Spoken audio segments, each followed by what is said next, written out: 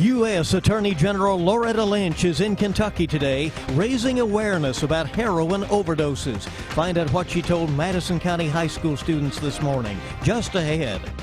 A towing company operator is dead after investigators say he was hit while working along the side of the Mountain Parkway.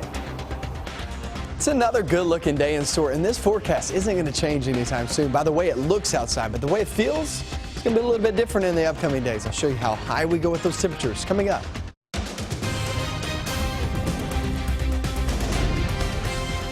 This is WKYT News at Noon. Welcome to WKYT News at Noon. We're glad you're with us today. I'm Barbara Bailey. I'm Bill Bryant. Here's what's happening at noon. U.S. Attorney General Loretta Lynch is in central Kentucky right now to raise awareness about heroin overdoses. Now, she just finished speaking to students at Madison Central High School. WKYT's Miranda Combs was there and joins us live now with our top story at noon. Miranda. The U.S. Attorney General just left Madison Central High School a short time ago. She's now headed to have a private meeting with families of overdose victims. But here she had the ears of about 600 Madison County students. My kids' friends know so much more about what happens on a day-to-day basis in their lives than I do.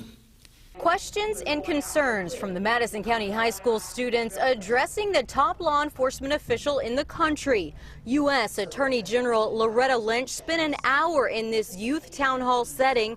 Questions from treatment to how addiction starts and signs to watch for among their peers. More than half the auditorium raised their hand when asked if someone they knew had been affected by drugs.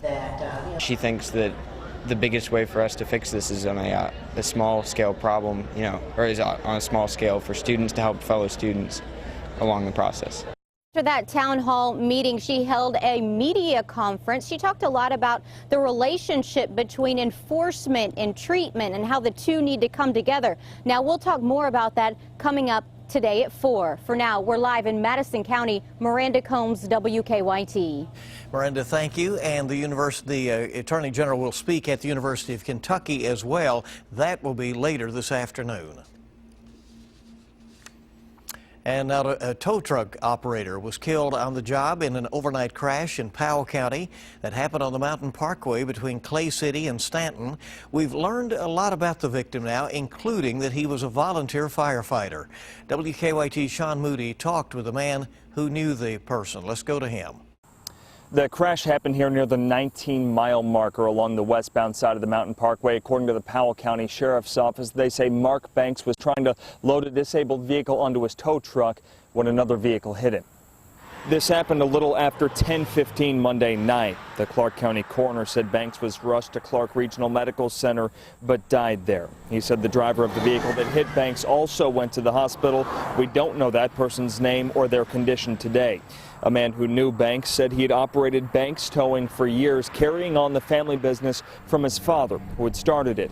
He said Banks was also a volunteer firefighter here in Powell County and said he would certainly be missed among the first responder community. The Powell County Sheriff's Office and Kentucky State Police are investigating the crash. They haven't said how they think it happened. In Powell County, Sean Moody, WKYT. Sean, thank you. We have a traffic alert this midday. You may run into some serious delays on I-64 in eastern Kentucky. All eastbound traffic is being detoured at Olive Hill in Carter County after a crash that's between Olive Hill and Grayson. The state says you can expect the eastbound lanes to be closed for several hours. The last 2 days of the season are still going to feel a lot like it's summer. In fact, we could be hitting the 90s by the end of the week when we're actually into fall. Let's go to WKYT meteorologist Micah Harris live at our First Alert Weather Center to explain. Micah? Yeah, and here we go, right? We hold on to summer. It takes you off into fall, fall being right there on Thursday. And on Thursday is when we could be right there around 90 degrees like Bill was talking about. Just in time, right? And here we go throughout the rest of the work week off into your weekend. Now, your weekend's going to be a little bit different. Your weekend, there's actually a big front that's going to really knock down the temperatures. Not so much of a rain chance, but it's more about the swing of temperatures. Right now, we're in the 70s and 80s out and about. It's actually not a bad feel. Humidity's down at this moment, but it is a warm one right there in the mid-80s. For all of us, as we approach the rest of the afternoon, there will be some locations, maybe Frankfort, maybe Lexington and Georgetown sitting there at 87, 88 degrees. but nonetheless, it's not fall. So where is fall weather? When are we going to start to experience it? And when is it going to stick around for quite some time? That's what we're going to focus in on in your full forecast, and that's coming up in a few minutes. Michael, we'll see you then, and we thank you. And new at noon, the case involving the University of Kentucky and the Kentucky Colonel, the student newspaper, is taking a step forward. The Colonel has requested documents related to a sexual assault investigation involving a former professor, but the university denied the request. Today we learned that a judge is ordering UK to put in writing why it thinks those documents should not be turned over. A teenager is now facing charges in connection with 2 sexual assaults near the University of Louisville's campus. Police say a woman was assaulted at gunpoint before her car was stolen. The day following that, police say a second victim was forced into that car at gunpoint and assaulted before being told to run away. Police say the stolen car was later abandoned and set on fire. Police say the 16-year-old is now charged with sodomy, robbery, kidnapping, and arson. Some good news to pass along this afternoon. State police say a man missing from Indiana has been found safe in Laurel County. 79-year-old George Serber was found this morning on I-75 after police stopped a truck that almost hit a semi while driving in the wrong lane. Relatives say Serber has Alzheimer's.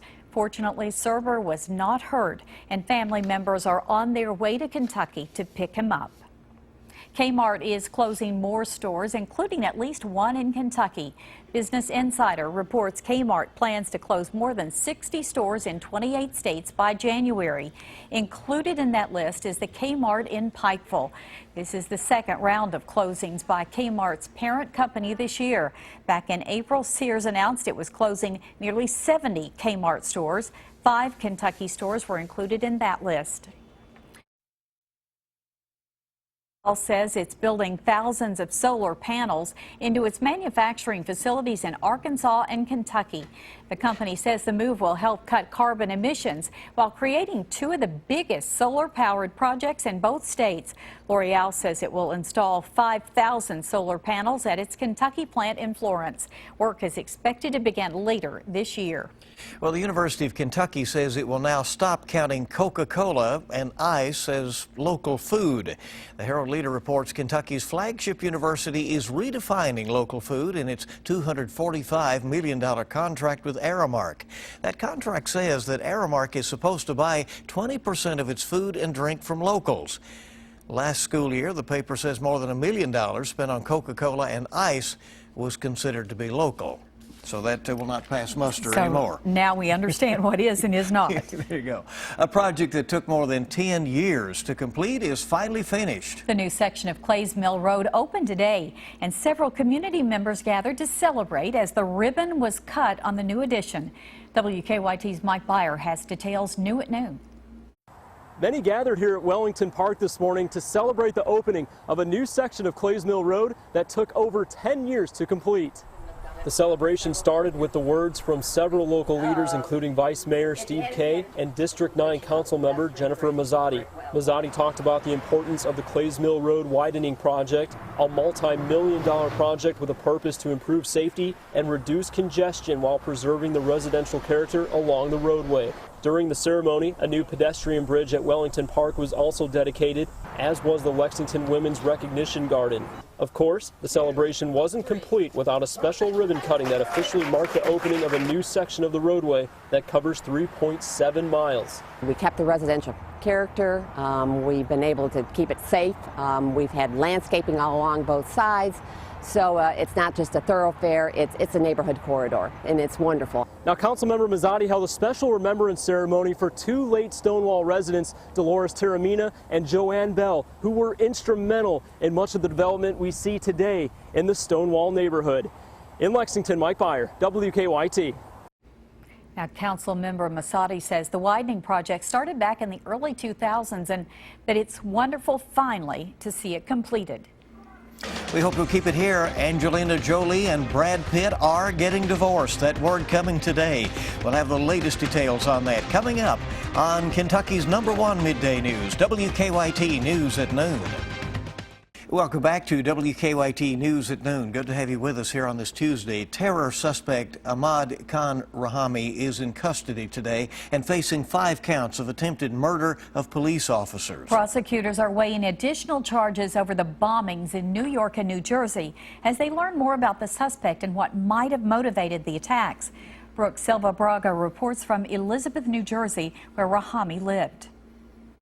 The father of terror suspect Ahmad Khan Rahami stood outside the family's home this morning and said he'd called the FBI 2 years ago. I told him, you got a connection with this guy. Investigators are now piecing together clues about his 28-year-old son and what might have driven him to bombings in New York and New Jersey over the weekend. Sources tell CBS News they've recovered a handwritten note and a notebook. The writings reveal he may have been radicalized. As far as acting alone, that's part of the investigation. They're going to look at friends, family, go through all of his records, his social media, his phones. The suspect was on the run for just 50 hours before police arrested him in a shootout in New Jersey. Investigators say he left a trail of clues, including both fingerprints and DNA. His face was captured by surveillance cameras near the bombing in Manhattan, which injured 29 people.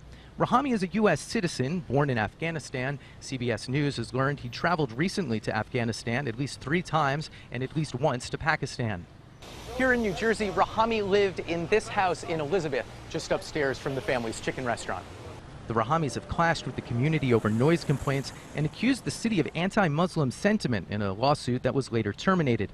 Rahami underwent surgery for his injuries from the shootout. He's being held on more than $5 million bail and so far is said to not be cooperating with law enforcement. Brooke Silva Braga for CBS News, Elizabeth, New Jersey. Law enforcement officials say Rahami was not on any terror list or on a no-fly restriction, but he had been interviewed while traveling between the U.S. and Afghanistan. New at noon, Brad Pitt and Angelina Jolie are getting divorced. TMZ is reporting that Jolie filed a request and is asking a judge for physical custody of the couple's 6 children. Jolie lists the date of separation as last Thursday. The couple married in August of 2014, but they've been together since 2004. AAA is saying there's no sense paying a premium for premium gas if your car is designed to run on regular. The club did research showing that premium didn't increase horsepower or fuel economy. It also didn't reduce emissions or clean engines any better than regular gas. Premium blends can cost around 50 cents per gallon more than regular. Last year, AAA says American drivers spent more than $2 billion on premium gas. But AAA says that's money out the tailpipe. All right, there you go. So keep that in mind the next time you stop to fill up. Well, check your freezer. Kellogg is recalling 10,000 cases of waffles. Specifically, the company is recalling Nutri-Grain whole wheat waffles because of fears of listeria. Kellogg says the recalled waffles are available in 10-count packs. You can get a full refund by visiting the company's website. Electronic credit card skimmers have been discovered at a Richmond gas station. We're tracking the investigation and we'll bring you the latest information on WKYT at 12:30. It is getting warmer and warmer each and every single day. That summer trend sliding in place. But are we seeing any rain for the big events coming up this weekend? We're going to go over that in your forecast coming up next. Now, your zone-by-zone forecast with meteorologist Micah Harris. We had a little fog, a hint of it down in southern Kentucky early this morning, but that was about it. And since that is now lifted and gotten on out of here and just kind of mixed out, all looks well. Everywhere you look, it's a beautiful day in store, only a couple of clouds here and there. And we'll have plenty of sunshine the rest of the day. Temperatures are there in the 80s right now. We'll finish off in the mid, maybe even some upper 80s in some locations. So it's going to be another warm one. But here's the good news, as I always say during the summer months, and this is true, okay? You can get 85, 86, 87, maybe even 90 degrees, and it doesn't feel all that bad. It's not that sticky, humid, just kind of nasty, muggy feel. It's not going to be like that the next few days, and that is because of that muggy meter being way down all the way through your Friday. Now, however, it's still going to be warm, don't get me wrong, but it's just not going to be that oppressive feel once you step out the doors. Big event coming up there Friday, or it really kicks off Thursday. Thursday looks just fine. First day of fall to kick off the World Chicken Festival now in London. That's at 5 p.m. there on Thursday, and that'll kick off all the way through 10 p.m. on Thursday. And then Friday, Saturday, Sunday, check these temperature differences out. Friday at 90 degrees. It's a pretty warm day, but I will tell you this, at least it stays dry. Off towards your weekend, I still don't see a chance of rain whatsoever. I do in my 7-day forecast have a 10% chance. That's just saying it's very rare to have a front move through, because we're going to have a front move through for the weekend. But it's very rare for the front to move through and not at least get a sprinkle, maybe a stray shower. So that's what I'm just saying, okay, there's a 10% chance for the weekend, but obviously most of us stay dry in extremely nice conditions there. Not just for the World Chicken Festival, but for any festivals, any events you have going on. It looks really good this coming up weekend. And some of my friends last weekend saying, why couldn't that happen for us for our festival? But you know what? It's kind of pick and choose this time of year. But next several days, guys, there really isn't a great chance of rain whatsoever. It's more about the temperatures. Be at 90 once again on Friday, and then we drop it off the map there for the weekend. Finally, that fall feel there for the weekend. It looks pretty good. All right. Not all You'd that be bad. popular at the chicken festival. I think so. With weather like You that, would be oh welcome. yeah. Especially dressed up as a chicken, you know. I should do that. Yeah, that's a thought. idea. Okay. Keep it here. We're coming right back with sports. A football game declared a final 4 days after it was stopped. We'll have the details coming up. And the Kentucky quarterback, what's wrong and how bad is it? Dave Baker has sports next. Let's check stocks as we head into the afternoon trading. The major market indicators up at midday.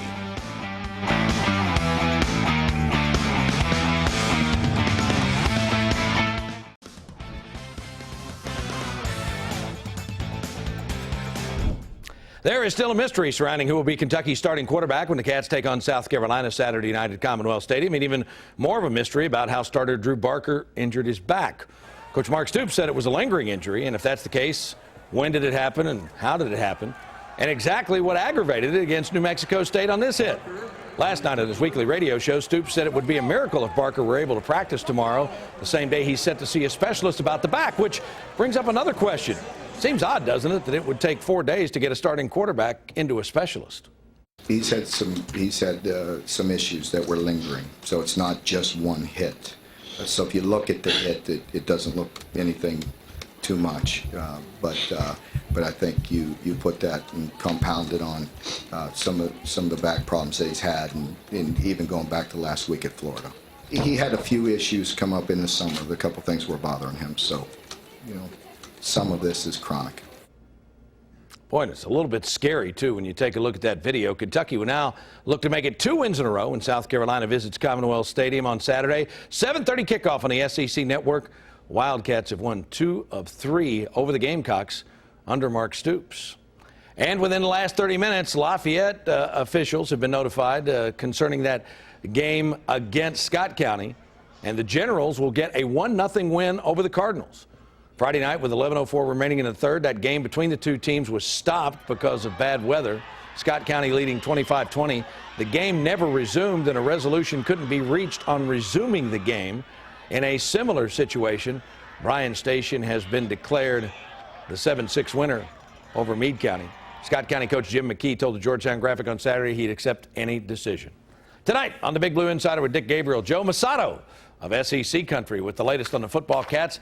That's at 6 on 630 WLAP. Much more on that KHSA ruling, the latest from UK practice later today, guys. But for now, that's a look at sports on this Tuesday. Dave, thank you very much. Just in I-64 in Carter County has reopened. It had been closed due to an accident. I-64 Carter County now reopened. And there's more to come in our next half hour of WKYT News at noon. The Justice Department has launched an investigation into an officer-involved killing of an unarmed black man. We'll have more details on that coming up. Plus, a credit card skimmer was found at one of the Richmond gas stations. We'll tell you what you need to look out for next time you're at the pump. Tonight's Mega Millions jackpot is $15 million, and tomorrow night's Powerball jackpot is $40 million.